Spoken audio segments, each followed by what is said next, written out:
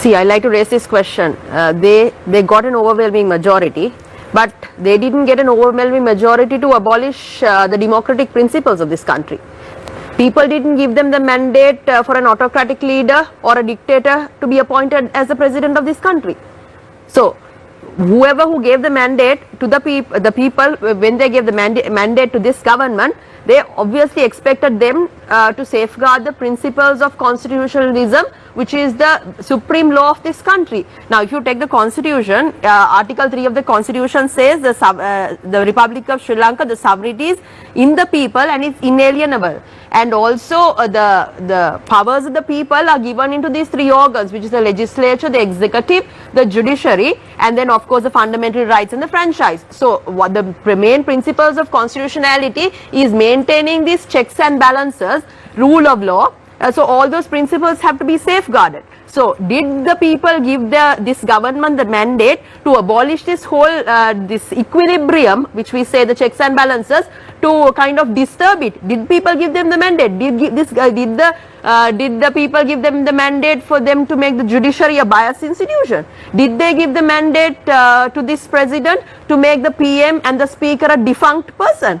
Did they give the mandate to abolish the Audit Services Commission and the Procurement Commission and the so-called, not the so-called, the transparent and the governance principles? For example, in the 20th Amendment, the Parliamentary Council, the Constitutional Council has been abolished and the Parliamentary Council has been appointed. So the Parliamentary Council will now be responsible towards appointing the members of the judiciary, and Parliamentary Council is no longer a binding authority but only an observating authority. So they will only give their recommendations and the President is not bound to follow it, whereas in the 19th Amendment the President had to consult and had to go by the Parliamentary Constitutional Council's recommendation. But here now we see the President gets the authority to appoint the judges of the Supreme Court.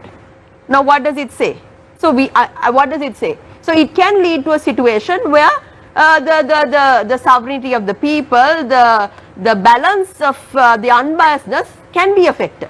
So this is one of the reasons why we as the SJB has gone to the Supreme Court, saying that the sovereignty of the people, the Article 3 of the Constitution, is directly affected by these changes. And also, if I am to talk about this whole immunity concept, now this government came saying one country, one law.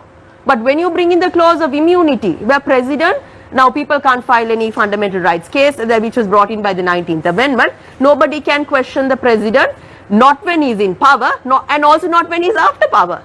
So when you say one country, one law, do you want one person to be above the law? Is that what the people gave the power to this government? Leni, do you think that if the government in power today communicated the contents of the 20th Amendment to the Constitution, which is right now tabled and gazetted already, and tomorrow it will be put into consideration at the Supreme Court, do you think that the verdict of the last election may have changed if the government communicated the contents of the 20th Amendment to the Constitution? Sadly, what they said, went to the people and said that they want to abolish the 19th Amendment, give them the 2/3. So obviously the people trusted and gave them the 2/3, but they never came out and said what they are planning to do by getting the 2/3. I don't think the educated or the savvy people in this country will want a dictator in this country.